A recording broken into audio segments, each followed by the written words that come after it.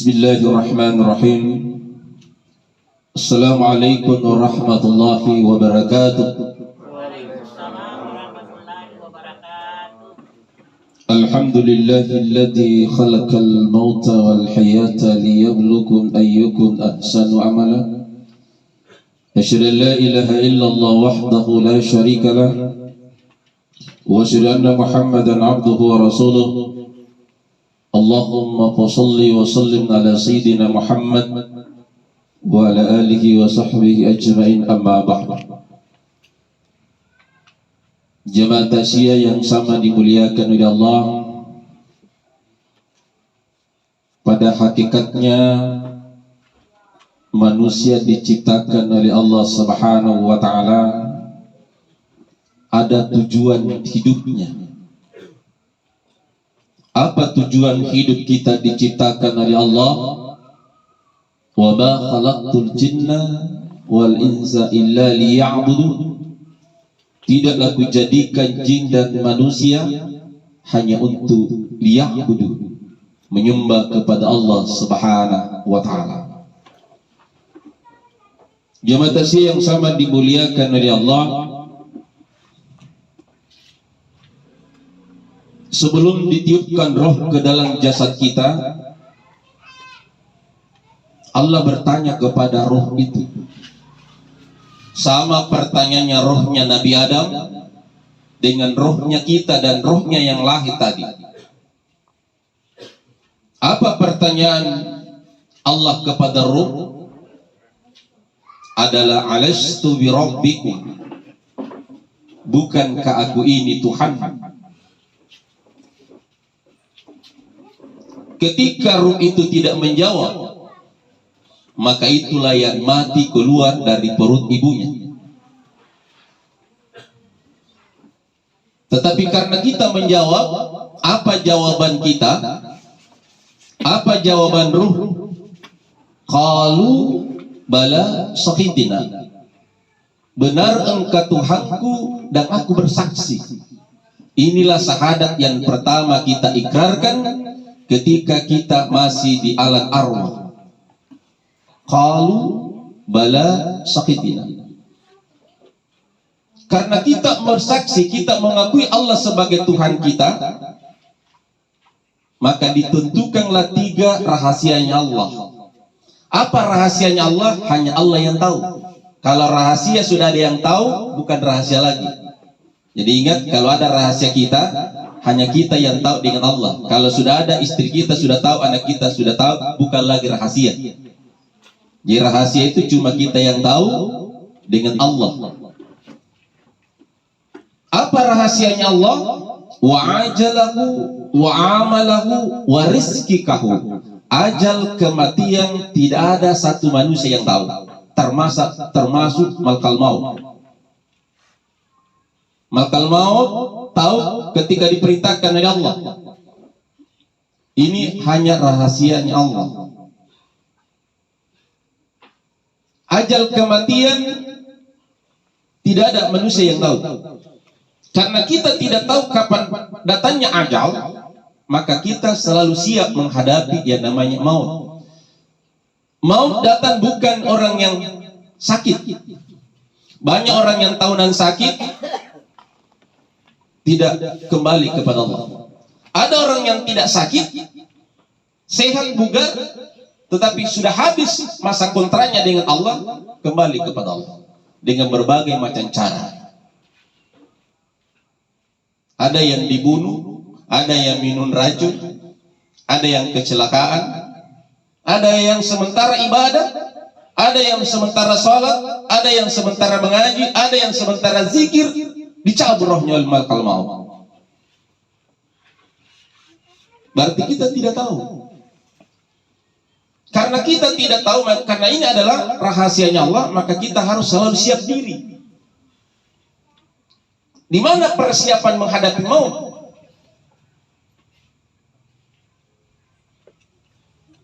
Dan di mana tempatnya kita bersiap diri? Rasulullah mengajarkan kepada istrinya Siti Aisyah, karena mati itu ada 2. Ada mati subrah, ada mati kubra, ada mati kecil, dan ada mati besar. Mana itu mati kecil? Itulah tidur.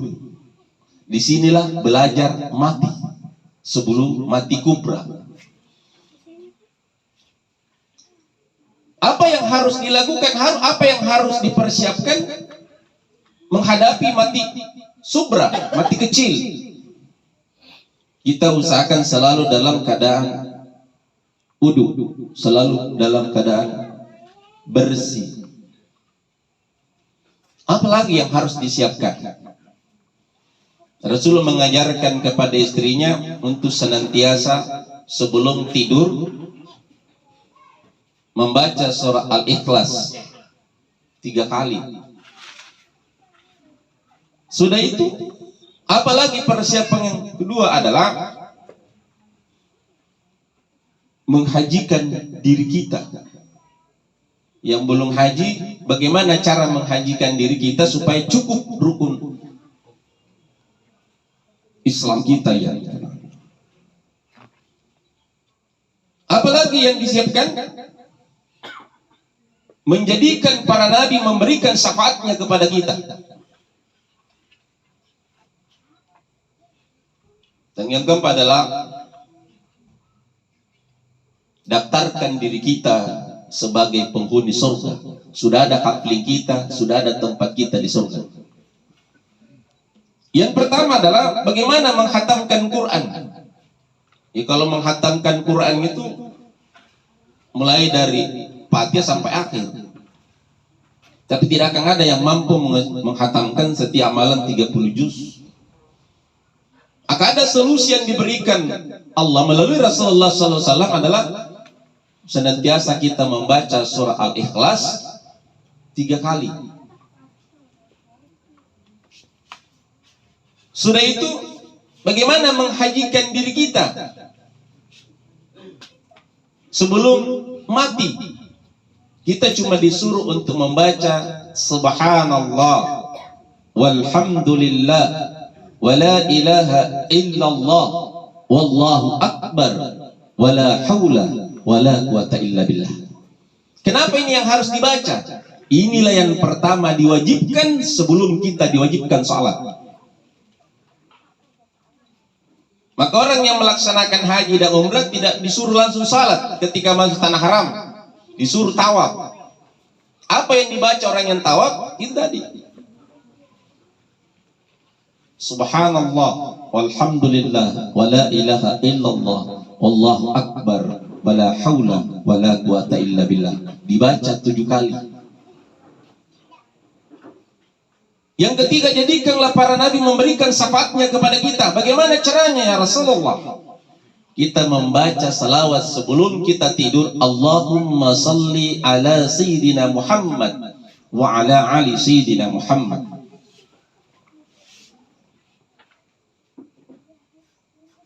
Dan yang keempat adalah masukkan dirimu ke dalam surga, daftarkan dirimu ke dalam surga. Bagaimana caranya supaya ada nama kita di dalam surga, ada database kita di dalam surga? Kata Rasulullah, akhiri tidurmu dengan kalimat tauhid, la ilaha illallah Muhammadur Rasulullah, sampai terpejam mata kita.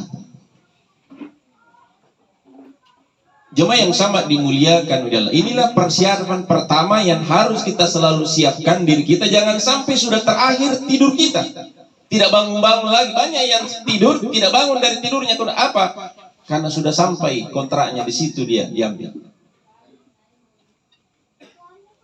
Kesiapan yang kedua yang harus kita persiapkan diri menghadapi maut adalah ketika meninggalkan rumah kita. Jangan sampai sudah terakhir rumah kita tempati. Maka Rasulullah mengajarkan lagi sebelum kita tinggalkan rumah kita, istana kita, kita sudah anggap bahwa kita harus menghadapi yang namanya maut. Ingat kematian, sehingga ada kehati-hatian di dalam ketika meninggalkan rumah. Orang Bugis Makassar selalu bilang, sebelum tinggalkan rumah kita, kita harus punya tujuan. Maka mana kita? Jangan meninggalkan rumah kalau belum jelas tujuannya. Contoh, kita mau ke Kendari. Iya, Kendari luas. Di mana di Kendari? Jelas tempatnya di Kendari yang kita mau tuju sudah jelas. Maka kita disuruh duduk dulu, jangan langsung tinggalkan rumah dengan sebuah lagu.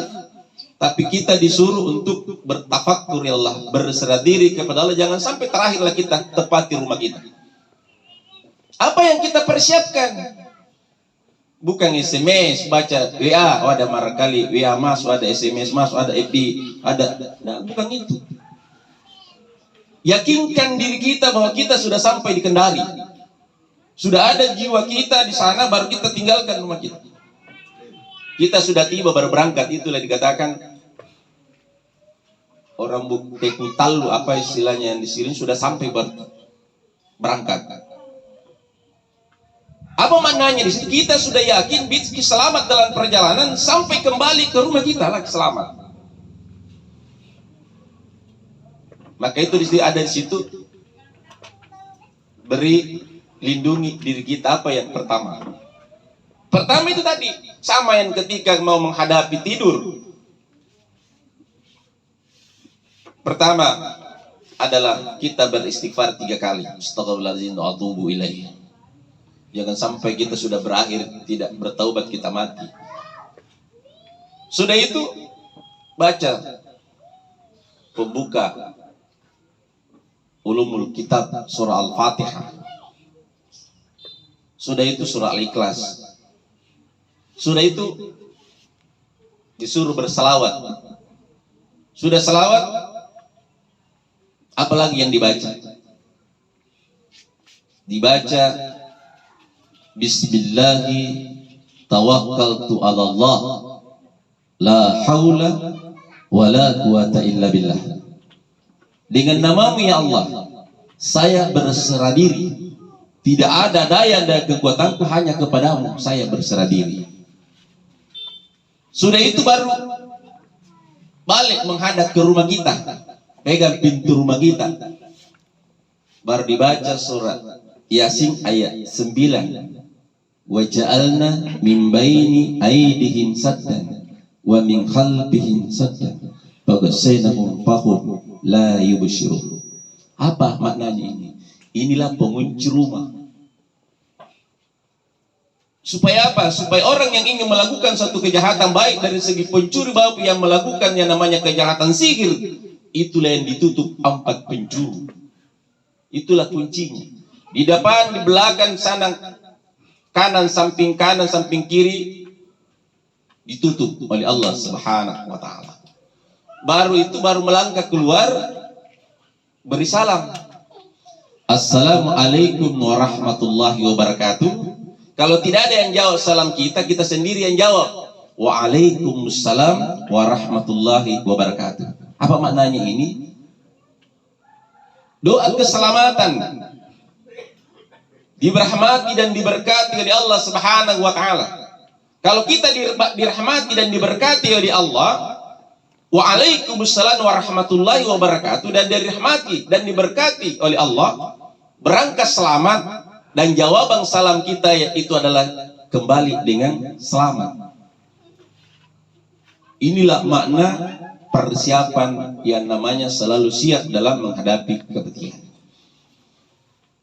Yang ketiga, ketika kita melaksanakan salat 5 kali sehari semalam, setelah kita selesai salam, kita disuruh bertafakkur ya Allah. Kenapa disuruh bertafakkur? Disuruh beristighfar. Jangan sampai dalam salat kita ada yang salah, ada salah baca, maka kita mohon ampun kepada Allah untuk menutupi kesalahan di dalam salat kita. Apalagi yang diminta? Seperti tadi, jangan tinggalkan tempat kita, tempat ibadah kita, sebelum kita mohon doa, mohon ampun kepada Allah. Sudah itu mohon berzikir, salawat, baru mohon kepada Allah. Dan selalulah tutup salat kita dengan trikul, dan penutupnya baca ayat kursi. Karena siapa yang menutup, siapa yang selalu mengakhiri doanya dengan ayat kursi, itu hanya kematian jaminan dari surga Allah Subhanahu wa taala. Jemaah yang sama dimuliakan oleh Allah. Jadi ayat kursi adalah ayat yang khusus diberikan, diturunkan kepada Rasulullah sallallahu alaihi wasallam, yang dikawal langsung sendiri oleh 70.000 malaikat. Ini satu ayat yang surat Al-Baqarah 255. Apa makna di balik itu? Kenapa dikatakan ayat kursi? Tentunya itu adalah satu keajaiban yang diturunkan yang perlu kita pahami. Kenapa itu yang diamalkan? Banyak surah lain. Jemaah yang sama dimuliakan oleh Allah. Inilah yang selalu kita iyyaka na'budu wa iyyaka nasta'in. Hanya Engkau yang kami sembah dan hanya Engkau yang kami mohon pertolongan. Setelah kita selesai atau kita berada di luar atau di atas mobil, di atas motor, di atas pesawat, di atas perahu, di atas pel, apa yang kita ingat? Ketika Allah tidak berkehendak lagi pada pesawat itu, maka tidak ada yang bisa hidup. Ketika Allah tidak berkehendak lagi kepada perahu, peri atau pel yang kita naiki, maka berakhirlah hidup kita. Ketika motor yang kita naiki, mobil yang kita naiki tidak berkehendak lagi, maka berakhirlah hidup kita di mobil atau di motor. Maka disitulah ketika berada di atas motor kita, di atas mobil kita, di atas laut, di atas pesawat, apa yang harus kita ingat? Tapi kemajuan ilmu dan teknologi sekarang, kita lihat di pesawat, di laut, bahkan di motor, orang sibuk dengan bahkan kasih jalan motor, dia masih membaca SMS, masih menerima telepon. Lebih-lebih lagi di mobil. Jemaah yang sama ini kita sudah dirubah dengan media, dirubah dengan teknologi. Bukannya berzikir, bukannya berselawat, bukannya membaca Quran, tetapi sibuk membaca status. Ini yang terjadi sekarang. Kita harus balik gitu. Lebih banyak kita membaca Quran, berzikir, berselawat daripada statusnya orang. Jemaah yang sama dimuliakan oleh Allah. Sehingga apa yang terjadi? Banyak orang yang mati dalam keadaan tidak mengingat kepada Allah, tidak berzikir kepada Allah. Kenapa? Dia tidak siap. Hanya siapnya adalah, makanya mati dalam keadaan nelpon, mati dalam keadaan baca WA. Kenapa? Karena itulah kehidupannya. Maka Allah mengingatkan dalam Al-Quran, setiap hadis selalu menyampaikan kepada kita, ya ayyuhalladzina amanu taqullaha haqqa tuqatih wa la tamutunna illa wa antum muslimun. Hai orang-orang yang beriman, bertakwalah kamu kepada Allah Subhanahu wa taala dengan sebenar-benarnya takwa kepadanya, dan janganlah kamu mati melainkan kamu dalam keadaan beragama Islam. Allah melarang kita mati sebelum Islam. Bagaimana caranya kita bisa mati dalam Islam? Mari biasakan hidup kita ini hidup di dalam Islam. Bagaimana itu hidup di dalam Islam? Itu tadi yang diajarkan Rasulullah sebelum tidur, sebelum tinggalkan rumah kita, dan setelah kita melaksanakan ibadah. Selalulah ingat, selalu mempersiapkan, membekali diri kita dengan banyak beristighfar, banyak berzikir, banyak bersalawat, banyak membaca Quran, banyak berinfak dan bersedekah. Itulah bekal kita. Kalau salat, puasa, zakat dan haji itu adalah suatu kewajiban, bukan kita punya. Karena kewajiban. Yang mana yang kita punya? Yang sunnah. Mana itu yang sunnah? Setelah selesai salat wajib, semua yang sunnah-sunnah yang kita lakukan, salah sunnah, zikir, selawat, membaca Quran, berinfak dan bersedekah, mengajar, semua adalah itu untuk milik kita. Tapi salat, puasa, zakat dan haji itu ada suatu kewajiban yang apabila kita tinggalkan mendapat dosa, dan ketika kita melaksanakan mendapat pahala. Kalau sunnah, kalau kita tidak kerjakan tidak berdosa, kalau kita kerjakan mendapat pahala. Itulah sunnah. Jemaah yang sama dimuliakan oleh Allah. Jadi ketika kita berada di atas kendaraan kita, perbanyaklah membaca doanya Nabi Yunus. La ilaha illa anta subhanaka inni kuntu minadz zalimin. Siapa yang selalu membaca zikir ini akan dimudahkan segala urusannya, dilapangkan rezekinya oleh Allah Subhanahu wa taala, dibukakan pintu rezeki di bumi dan pintu rezeki di langit. Jemaah yang sama dimuliakan oleh Allah. Inilah yang harus kita tanamkan pada diri kita. Ala lagi doa, zikir, untuk senantiasa kita selalu lapang dada, selalu ketika kita mau, selalu ada. Tidak pernah merasa kekurangan, selalu ada saja. Karena ada jaminan Allah dalam surat Talaq. Wa may yattaqillaha yaj'al makhraja wa yarzuqhu min haitsu la yahtasib. Barang siapa bertakwa kepada Allah Subhanahu wa taala, akan diberikan rezeki dari arah yang tidak disangka-sangka dari mana datangnya rezeki itu. Penting kita takwa. Mana itu takwa? Tawaduk, tunduk dan patuh pada perintah Allah. Ada lagi satu zikir, semuanya selalu berdasar pada zikrullah. La ilaha illallah al-malikul haqqun mubin Muhammadur Rasulullah shadiqul wa'dil amin. Saya ini dikasih ini zikir sama salah seorang kiai. Dia bilang, saya juga mau berangkat ini haji umrah tapi belum ada panggilan. Bilang, pernahkah kamu minta untuk naik haji? Saya selalu berniat, tapi bagaimana cara? Ya berniat, minta seperti itu. Harus ada amalan yang kita amalkan untuk bisa dipanggil oleh Allah dan Rasulnya di Baitullahnya Allah, rumahnya Allah itu Baitullah, dan Masjid Nabawi itulah Rasulullah Sallallahu Alaihi Wasallam. Lantas bagaimana yang supaya saya bisa cepat? Dikasih tadi itu. La ilaha illallah al-malikul haqqun mubin Muhammadur Rasulullah shadiqul wa'dil amin.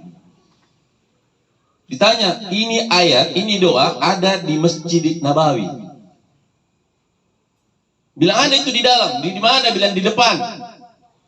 Ketika saya melaksanakan umrah yang pertama saya cari ketika masuk di itu, saya cari betul ada di atas di mimbarnya Nabi sini.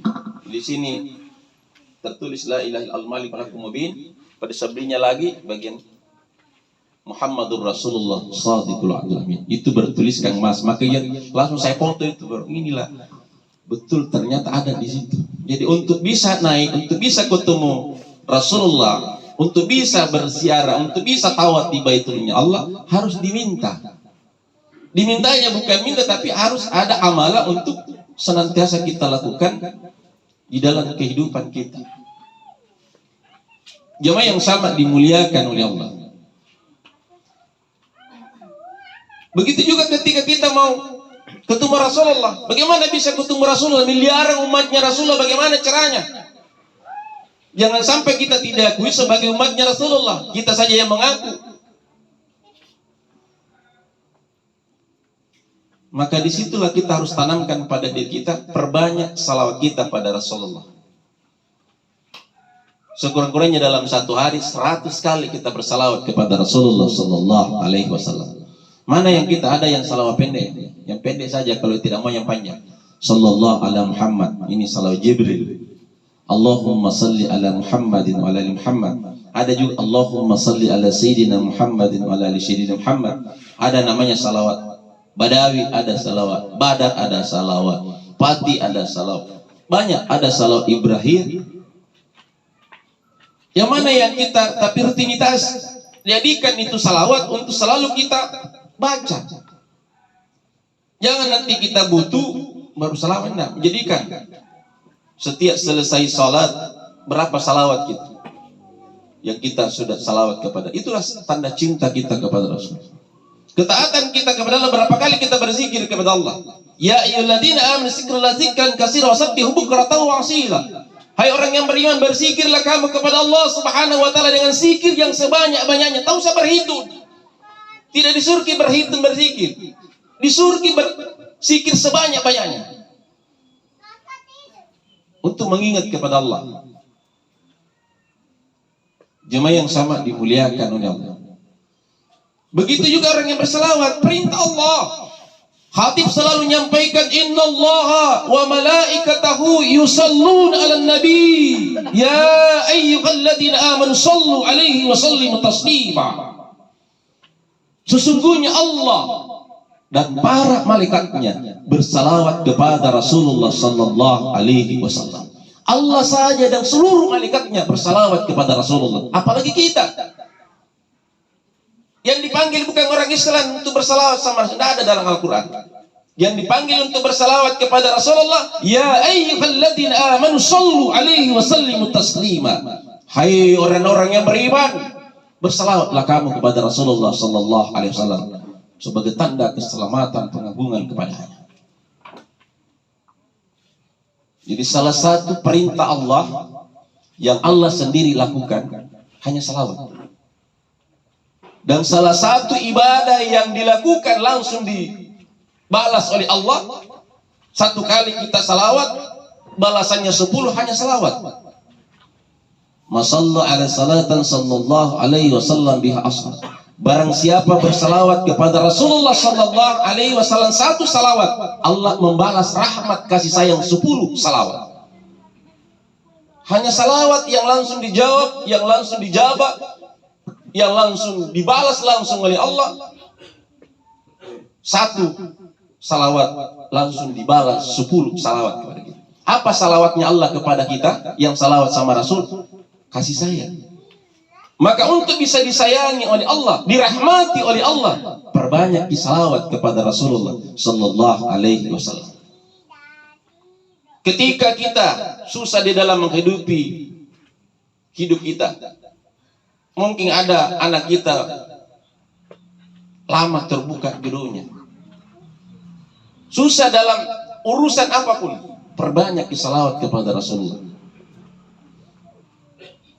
Karena tidak diterima suatu doa, suatu permohonan, suatu ibadah kepada Allah Subhanahu wa taala tanpa diawali dengan salawat kepada Rasulullah sallallahu alaihi wasallam.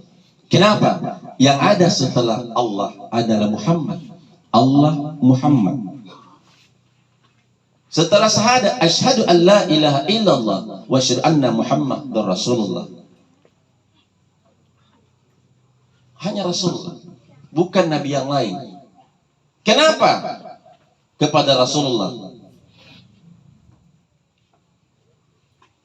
Maka situlah adalah kekasihnya Allah. Kalau mau mendapatkan rahmat, doa kita dijabah, dekatlah kepada orang yang dikasihi, kekasihnya Allah. Sama jika kita mau menghadas sama pejabat, tak usah kita jauh. Anggaplah bupati atau pak lurah atau camat atau bupati.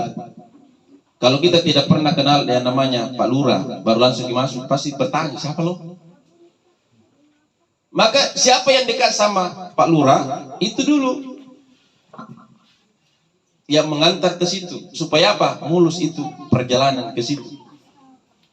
Kalau kita langsung, pasti banyak pertanyaan. Baru masuk kalau masuk di kantor bupati, baru pintu pertama ditahan sama Pol PP. Yang mana pak? Mau masuk? Ada janji? Tidak. Oh, pulang pak. Itu. Tapi kalau kita sudah dikenal, mau lewat mana? Mau depan? Mau belakang? Mau samping? Tidak ada yang bisa tahan pak. Itu salah satu contoh. Tapi kalau kita tidak dikenal, baru dilihat, oh langsung tidak bisa masuk. Kenapa? Anda jauh dari Allah, Anda jauh dari bupati, Anda jauh dari pak lurah, Anda jauh dari pecamat. Itu seperti itu gambarannya. Tapi kalau kita dekat, tidak susah untuk dapatkan sesuatu yang baik. Mungkin bisa kita dijadikan sebagai pejabat. Kenapa? Dia penentu. Maka Allah Subhanahu wa taala menegaskan di dalam Al-Qur'an, "Ya ayyuhalladzina amanu athi'ullah wa athi'ur rasul wa ulil amri minkum." Hai orang yang beriman, taatilah Allah dan taatilah Rasul dan taatilah pemerintah yang memerintah di antara kamu. Yang mana yang harus kita taati? Tentunya yang taat, melakukan yang berdasar pada berpedoman pada Al-Quran dan hadis Rasulullah Sallallahu Alaihi Wasallam. Jemaah yang sama dimuliakan oleh Allah. Inilah yang harus selalu kita persiapkan di dalam hidup dan kehidupan kita. Maka ada dua yang bisa menyelamatkan kita. Hablum minallah, perbaiki hubungan kita dengan Allah. Perbaiki terkhusus adalah salat kita. Jangan kita terburu-buru kalau salat. Perbaiki bacaan Fatihah kita pertama. Karena sarasanya salat Fatihah kita. Yang sudah yakin odolin dan sampai selesai. Tidak tahu mana baca. Kita saja minta kepada orang tua kita, tidak jelas apa yang kita minta. Bertanya ulang orang tua, apa kamu minta itu? Fatihah ini adalah dialog antara hamba dengan Allah. Ketika dialognya tidak jelas, bagaimana dijawab oleh Allah? Walaupun Allah paham. Inilah salah satu yang harus kita perbaiki adalah bacaan Fatihah kita. Saji salat kita kalau kita tidak baca doa ruku, doa sujud, doa bangun. Tapi kalau Fatihah tidak ada salat tanpa surah Al-Fatihah, perbaiki Fatihah. Kenapa setiap awal kirikan Al-Fatihah, bukan yang lain? Karena Al-Fatihah adalah ulumul Quran, ibunya Quran. 6.666 ayat itu lahir dari surah Al-Fatihah. Kenapa? Itu dikatakan ulumul Quran, ibunya Quran. Karena tidak sah salat kita kalau kita tidak baca itu. Maka yang selalu dipakai, yang selalu kita hadiahkan kepada yang sudah wafat maupun yang masih hidup, selalu kita kirimkan Al-Fatihah. Ibu, biasa aja kita kirimkan Al-Fatihah pada diri kita. Biasa aja. Bapak-bapak, biasa aja kita kirimkan. Jangan sampai kita sering kirim Fatihah almarhum, kita tidak pernah kirimkan Fatihah pada diri kita. Saya juga baru tahu. Yang selalu kita kirim. Saya juga tanya, bagaimana caranya kirimkan Al-Fatihah pada diri kita? Diri kita dulu baru orang lain, baru kepada almarhum. Orang di diri kita, orang tua kita pada orang lain. Senjata kita pegang dada kiri. Sebut nama kita, contohnya saya Nur Salim bin Mahmudin. Disebut 7 kali. Nur Salim bin Mahmudin, Nur Salim bin Mahmudin. Dan jika banyak namanya Nur Salim tapi orang tuanya lain, maka dia harus ada binnya. Ya, binti, ya. Sudah itu saya hadiahkan surah Al-Fatihah kepada diri saya sendiri. Al-Fatihah. Baca surah Al-Fatihah. Setelah kita baca, bukan dibaca untuk, tapi apa yang kita minta itu setelah kita baca Fatihah. Ibu, apa kita minta setelah itu? Berkahnya Fatihah apa? Bapak-bapak, apa kita minta setelah minta berkahnya Fatihah? Harta? Bukan. Pertama kita minta sehat. Dengan berkat surah Al-Fatihah, sehatkan jasadiaku, jasmani dan rohaniku. Kenapa selalu sakit? Karena kita tidak pernah minta yang namanya sehat. Yang kita minta selalu uang. Kasih uang, sebentar masuk rumah sakit. Habis ambil. Yang selalu kita minta pertama adalah sehat. Di mana mintanya? Tadi, setelah tadi. Tapi yang tempat makbul untuk mohon kepada Allah adalah di sujud terakhir. Ketika sholat. Tapi jangan dilafazkan. Setelah kita baca Subhana Rabbiya'ala wa bihamdi 3 kali, mohon kepada Allah. Makanya kenapa selalu lama itu sujud terakhir, kita minta di itu. Ada yang kita baca juga setelah itu, La ilaha illa anta subhanaka inni kuntu minaz zalimin. Apalagi yang dibaca di situ? Ya Allah, berikan kami kesehatan jasmani dan kesehatan rohani. Bukan sehat jasmani saja, tapi rohaninya juga harus sehat. Yang kedua diminta, cukupkan rezekiku ya Allah, bukan tambah, cukup. Mau kasih kuliah anak ada uang, mau dikasih nikah ada uang, itu cukup. Kalau tambah tidak cukup, beda itu tambah dengan cukup. Kalau tambah belum cukup dong. Jadi kita minta cukupkan rezekiku ya Allah, karena tidak ada rezeki yang tertukar. Apa yang ketiga yang kita minta setelah sehat, rezeki apa lagi? Matikan saya dalam husnul khotimah. mati di dalam mampu mengucapkan kalimat tauhid la ilaha illallah Muhammadur Rasul. Kenapa itu yang harus dibacakan? Itu yang ada jaminannya. Man qala la ilaha illallah akhirul kalam dakhatul jannah. Siapa yang mampu mengucapkan kalimat la ilaha illallah Muhammadur Rasulullah dakhatul jannah, langsung masuk surga tanpa tes, tanpa ditahan. Kenapa? Tapi tidak semudah itu kalau dalam hidup dan kehidupan kita tidak biasakan. Makanya matilah dalam keadaan Islam. Perbanyak itu zikir. Nah, ditanya Nabi Musa oleh Allah bahwa ada kalimat tauhid yang ketika diucapkan itu lebih besar timbangannya. Satu kali kita ucapkan dengan ikhlas 7 lapis langit dan 7 lapis bumi. Ketika kita ucapkan itu lebih berat timbangannya, satu kali kita ucapkan dengan 7 lapis langit dan 7 lapis bumi. Kalimat yang mana itu dikatakan oleh Allah? La ilaha illallah. Ibu, pernah kita hitung itu berapa huruf itu la ilaha illallah? Berapa huruf? Bapak-bapak, berapa huruf? Berapa huruf itu la ilaha illallah? Berbiasa kita baca, pernah hitung hurufnya. Itu 12 huruf. La ilaha illallah. Itulah jadi lahirnya la ilaha illallah. Diciptakan alam semesta ini dengan kalimat tauhid. Bumi ini berputar di atas la ilaha illallah. Berapa? 12 huruf. 12 jam siang, 12 jam malam. Muhammadur Rasulullah itu juga 12 huruf. Berarti Allah Muhammad itulah di dunia wal akhirah. Siapa yang mau selamat dunianya dan akhiratnya, itulah dalam hidup dan kehidupannya tidak pernah lepas pada dirinya la ilaha illallah Muhammadur Rasulullah. 2 kali 24 jam, itulah yang dimasukkan tadi. La ilaha illallah Muhammadur Rasulullah 2 kali 24 jam. 12 berarti 24. Itulah yang selamat. Setelah 12 kembali 1 berputar lagi. Maka umur kita hanya hidup pada 2 kali 24 jam. Bukan 100 tahun, bukan 63 tahun kali ikut sama Nabi, bukan 100 hari, bukan 40 hari, bukan 7 hari, bukan 1 hari. Umur kita hanya berputar di angka 12. Kalau akhir 12 kembali lagi 1, berputar lagi itu. Maka yang selamat yang tidak pernah tinggalkan di angka 12. Yang selamat adalah yang selalu berada di angka 12. Mana itu angka 12? La ilaha illallah Muhammadur Rasulullah.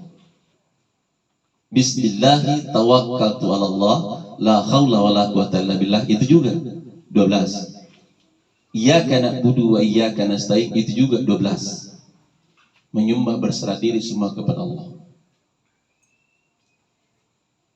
Jemaah yang sama dimuliakan oleh Allah, inilah yang harus kita tanamkan pada diri kita. Yang dijamin keselamatannya oleh Allah siapa? Abu Bakar, Umar, Utsman, dan Ali.